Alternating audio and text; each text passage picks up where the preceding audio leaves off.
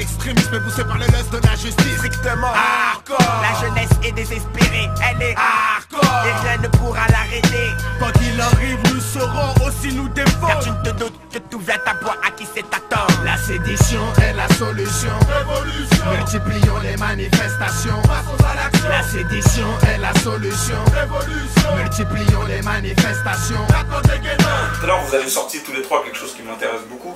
Et notamment, c'est parti d'Eben qui expliquait qu'il a voulu évoluer musicalement par rapport à notamment l'évolution de sa vie.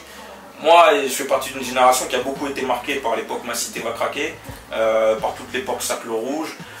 Moi, il y a un son notamment de Jekyll, La Sédition. Bon, je pense que je vais être la millionième personne à dire que ce son il est particulier. Moi, personnellement, limite, je trouve que tu étais un oracle à l'époque, que tu annonçais quelque chose. C'était ça va péter, je vous le dis, dans un son, avec Mystique, un featuring avec Mystique, vous annonciez qu'il allait se passer des choses. Bizarrement, début des années 2000, on a connu toute la période des émeutes.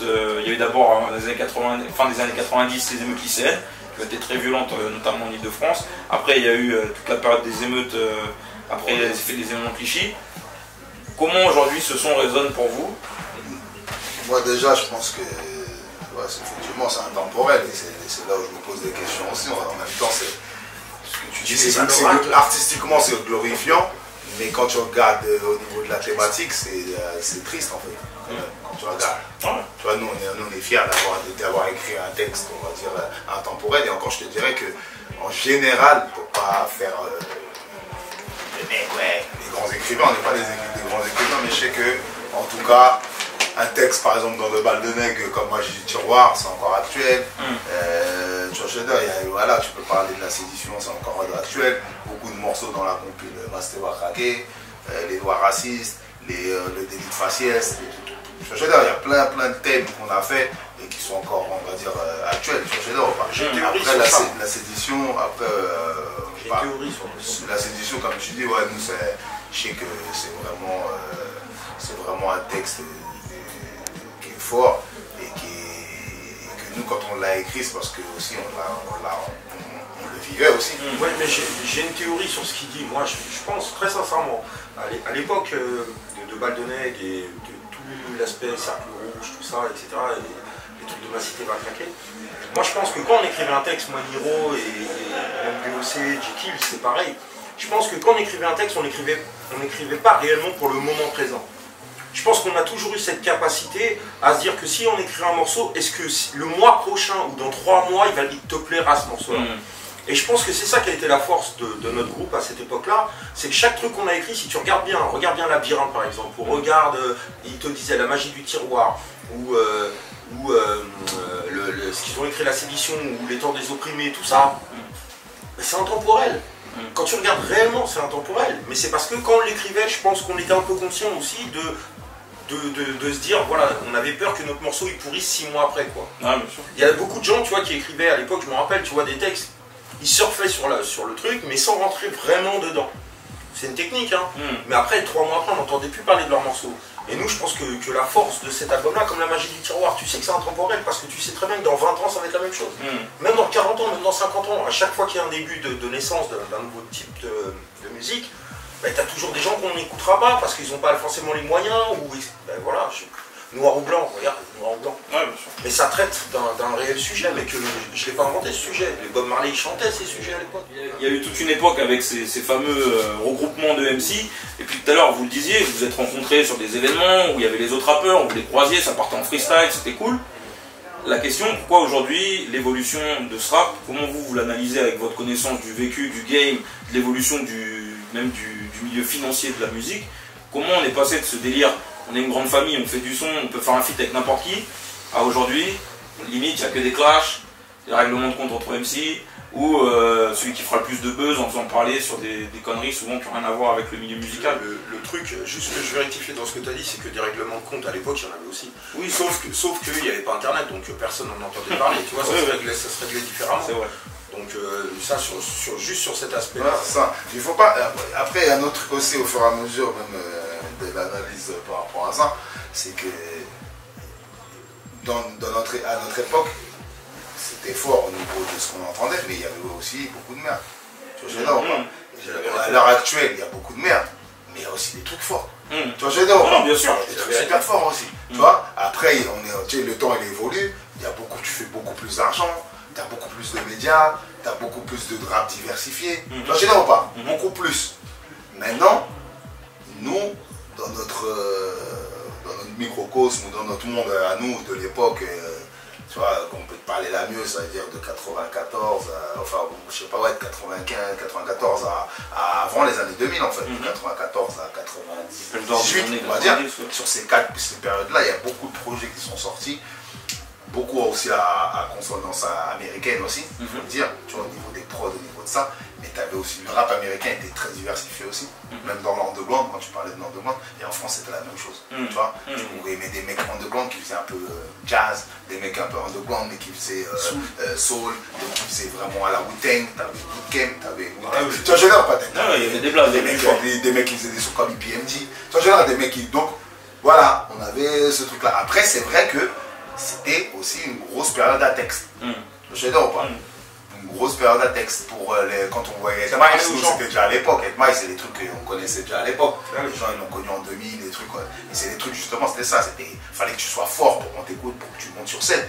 Tu vois, il y a des mecs qui étaient en maison de disques, qui ne faisaient pas de concert dans les mêmes lieux que nous. Je veux dire ou pas? Parce que c'est vrai que nous c'était sauvage. Pour monter sur scène, c'est vrai qu'il fallait être ton groupe et tu vois, tu sois avec des gens et que voilà, quand tu prends le micro, tu sens que tu fais crédible. Ça va là, il y a cette crédibilité même déjà textuelle, au niveau du charisme aussi, comment ça se passe, tout ça. Là, c'est vrai qu'aujourd'hui, c'est beaucoup, à l'époque, on ne faisait pas tous la bise, on n'arrivait pas tout seul.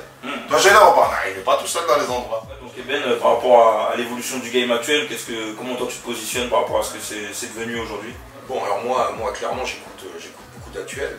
Et comme j'étais en train de te dire, pour moi, le truc, c'est que nous, si tu nous considères comme un groupe classique et que tu es capable de chanter nos morceaux, est-ce que les gens, à l'heure actuelle, qui sortent des scuds, est-ce que ça sera pareil? Est-ce qu'ils auront vraiment des classiques dans 20 ans? Et là, comme Niro dit, tu vois, moi, je pense qu'il y aura certains groupes, oui, on retiendra les choses, mais nous, à notre époque, les 10, c'était beaucoup un discours. Et c'est justement ça qui a un peu disparu, et c'est ce que je regrette. Moi, je suis pas du tout contre la trappe, j'écoute beaucoup de rap et tout, etc. Mais je trouve que moi, ce qui me dérange, c'est plus les propos qui sont dits, parce que ça me ressemble pas du tout, ça me parle pas. La vérité, ça me parle pas. Mais ça veut pas dire que j'écoute pas des gens. Tu vois, j'écoute beaucoup de rappeurs actuels, mais après, moi, j'écoute du Booba, j'écoute du Booba, j'écoute aussi Caris, voir ce qu'il balance, tu vois, parce que c'est des gars que j'apprécie. J'écoute SCH, parce que je trouve qu'il a un délire à lui bien particulier, mais après, moi, c'est pas une histoire validée. Avec mon vécu que j'ai, si je commence à être là, à dire, ouais, je valide un tel, lui va dire, je valide un tel, lui va dire, non, on n'est pas là pour valider. Non, moi, je valide personne, c'est pas ça le délire. Il y a plein de trucs que j'aime, comme il y a plein de trucs que j'aime pas. Mais après, voilà, c'est le rap à l'heure actuelle. Est-ce que je me positionne dans un truc où je vais suivre ça? Sur les prods, oui, parce que je suis compositeur, donc oui, j'écoute beaucoup ce qui se fait vis-à-vis des compositions. Après, sur le discours, je l'ai déjà dit 1000 fois, ça me parle moins. Mais c'est la vérité, ça me parle vraiment moins. Parce que je me retrouve pas dans les trucs de cul, les trucs de meurtre, les trucs de drogue, les trucs de lana. À un moment, moi, ça va, quoi. Tout le monde dit la même chose. Je comprends. Est-ce que ça se reformera un jour? Est-ce qu'il y a des collaborations à venir? Est-ce qu'il y a un délire où chacun mène sa barque de son côté maintenant? Bah alors déjà, la réponse est évidente. Non, la réponse est évidente, c'est que t'as vu, on s'est déjà réunis pour faire le concert. Donc, déjà, ça prouve que du coup, ça existe même aujourd'hui, tu vois. Même, et après, quant à l'avenir, généralement, tu vois, il faut jamais. Le seul moment qui existe, c'est le présent, c'est le là. Et ce qui est passé ne t'influence pas, et ce qui est le futur n'est pas encore arrivé. Donc pour l'instant, tu devrais te concentrer sur maintenant. Est-ce que c'est dans le domaine du possible? Tu vois, tout est possible. You know what I mean? Donc Niro, toi, t'es beaucoup plus, enfin en tout cas, localisé sur les États-Unis actuellement.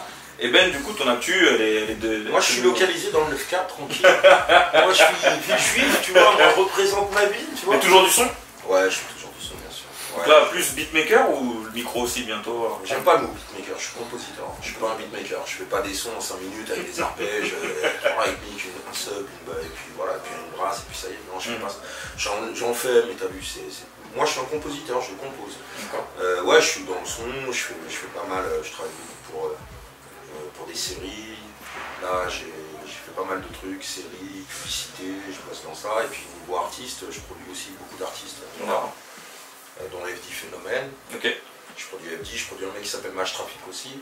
Ouais, j'ai déjà vu c'est un mec qui a une voix un peu dancehall aussi. Il fait tout, ouais. Ouais, c'est ça. Et je produis son album, je prépare mon album aussi, donc ouais, je suis tout le temps là, moi. J'ai toujours été là. Jekyll, Ouais, nous, excuse-moi. quelle actu? Un live là.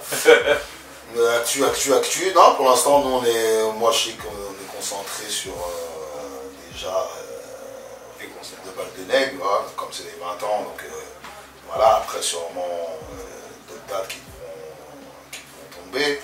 Déjà de Tourner normalement. Mais ce qui est important, c'est que c'est la date de la Bellevilloise, c'est voilà, la date d'anniversaire, mais que derrière ça, il y a quand même, on va essayer de fêter les 20 ans avec notre public, tu vois. Il y aura du beau monde ce soir. Mondial.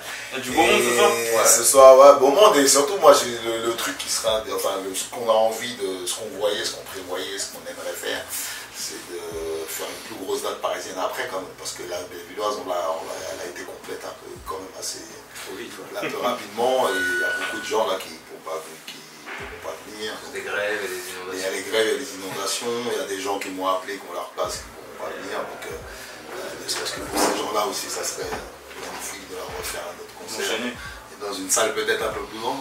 Yes. Bon, bah, du coup, merci beaucoup, les gars. C'était un vrai kiff d'échanger avec vous. Toi aussi, hein, c'est bien, ça change aussi un peu de discussion aussi. C'est pas mal. Et Fanpiece déjà à Hip Hop Corner, à tous les gens qui vont regarder déjà cette interview, à ceux qui n'ont pas pu venir au concert, et à ceux justement qui sont venus et qui pourront certifier que ce qu'on va faire ce soir, ça va être... Wow. Donc Hip Hop Corner de Baldeneg, Hiroshima, plou. Voilà. On est devenu, on le doit à la hure. Tu sais, y'a que chez les enculés qu'il n'y a pas de doublure. Du rap sale, des grosses voitures et des grosses coupures. On vient de l'école de ceux qui rappent dur sur des sons purs. Du 3e underground au 6e, chaudron sa carbure. Carré pur et son congolais pur et pourvu que ça dure. Rien ne peut ébranler notre foi, pas même les murs, ça sent le parfum.